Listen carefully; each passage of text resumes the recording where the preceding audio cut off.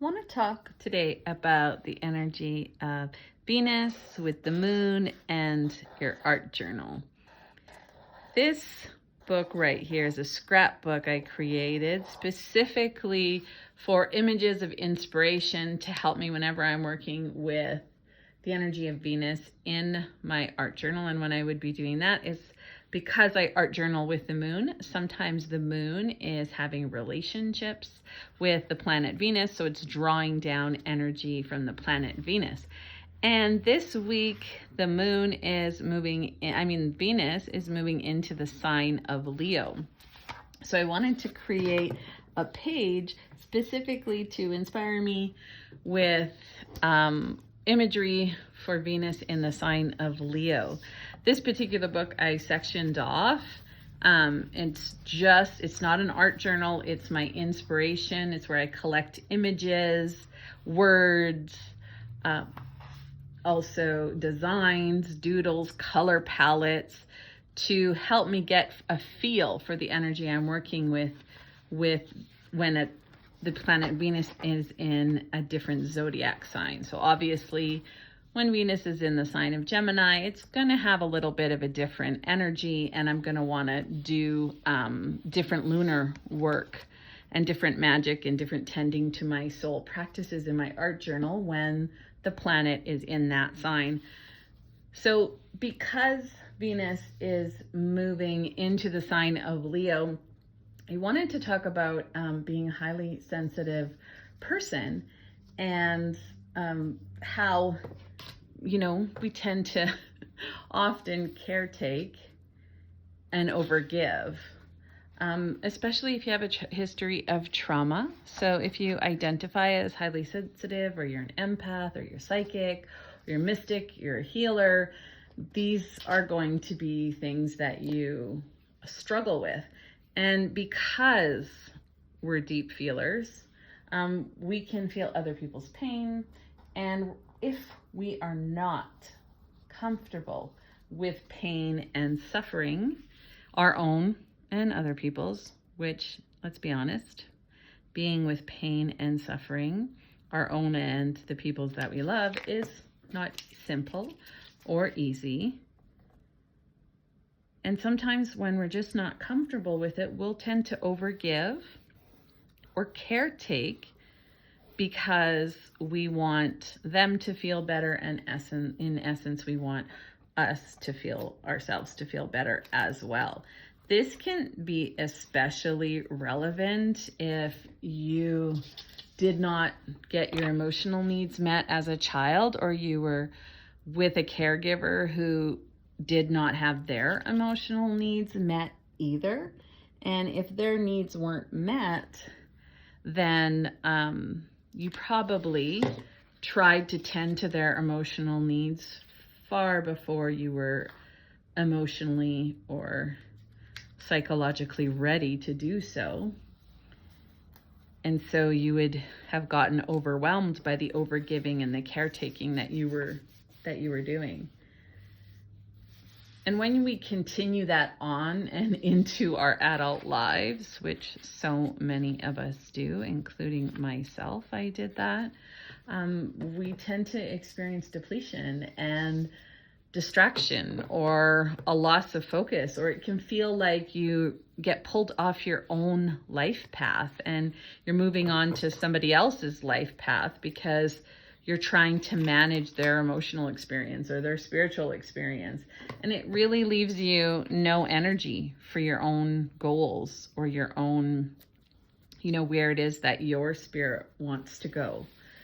Over time, that can also leave you feeling really discouraged and disappointed because here you are working towards something, moving towards a goal, or moving towards a dream that's really important to you, and then something happens where somebody's in crisis, or somebody, and in crisis, of course, we're going to be there to tend.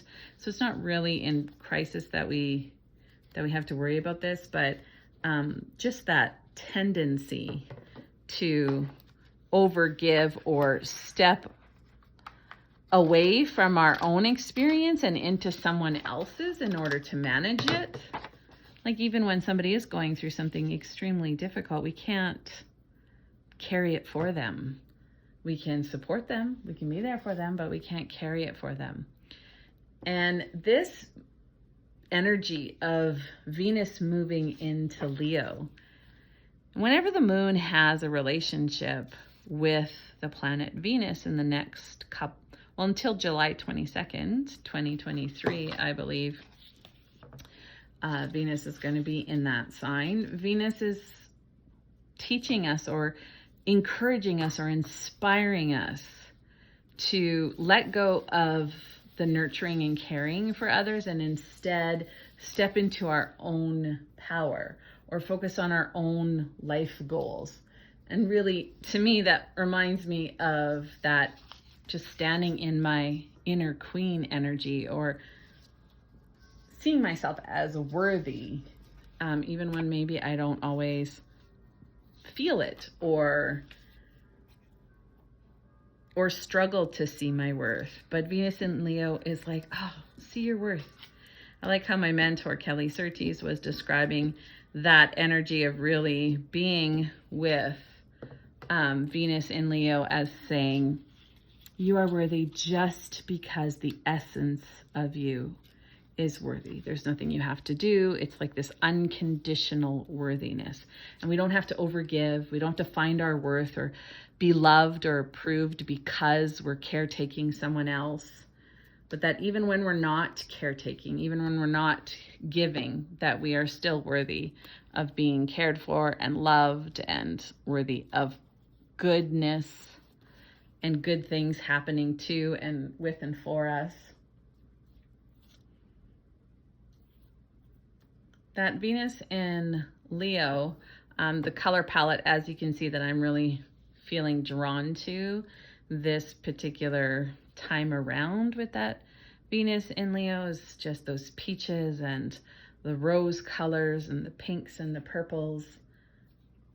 And I really felt like it was pulling in that energy of me, of that royal, that feeling of I deserve. And as I was creating my imagery, I also happened to come across this nice little something an artist had done. I'm not sure who, it was in a magazine, but I really liked pulling the sun there because Leo is ruled by the sun. Just reminding me to shine my light or not be afraid to shine my light and not be afraid to step into leadership. And for some reason, this image was really pulling towards me. And it's an image of, I believe, an album of Nina Simone's or just a picture of Nina Simone. And I'm not super familiar, but I feel like I want to learn more about Nina Simone and what her history or her experience or her songs or her lyrics might help me to understand about that Venus in Leo energy and that feeling worthy just because you exist. You don't have to prove yourself to feel worthy of reaching your goals, reaching your dreams. And that stepping into leadership of your own life. I really like that about the Venus in Leo energy. That you get to spend your time tending to your needs. And for me, more specifically, just having boundaries around the time, my time, and how I want to use it to reach my goals, especially when it comes to my creative projects and the things I'm trying to accomplish with my creativity and my work. And so you might want to, what's nice about creating a page like this before you even sit down with your art journal is it can help you with color choices when you sit down to create. And it can also help you with imagery, with signs, with symbols, with shapes, with designs that you might want to integrate into your art. Like I really like the designs up here. Those are some that I would really put into the page when I go to create it. I hope to be putting that into it as well. And I really struggle with staying on track with my color palette. So I enjoy having some inspiration. And this way, when I go to sit down with my art journal, I'm not sitting in front of a blank page. I prop this book up, and I created these sketchbook type books myself, and I created them with a hard cover, that hard cardboard cover, so that they do stand up and I can just place them on the table in front of me. And you know, I also do this in Pinterest. You can collect so many images and make boards similar to the way I have done here, so that I'm looking at imagery, but I just like having a physical one, not a digital one, that I can actually bring with me when I'm creating this, when I go to create the page. And that way, when I'm sitting down with my creation, my eye can land on different parts of this inspiration, or I can just go to it as I'm thinking about what I'd like to, as I look at the prompt. And there's a couple prompts, or at least one prompt this week, to work with that Venus in Leo energy, because the moon is making and having a nice relationship with the planet Venus this week. So creating a page like this, when you sit down to work with that art prompt, if that's something that you're doing, might make it much easier. So there's an idea for you, and explore what Venus in Leo means to you, or what the imagery might look like. Enjoy.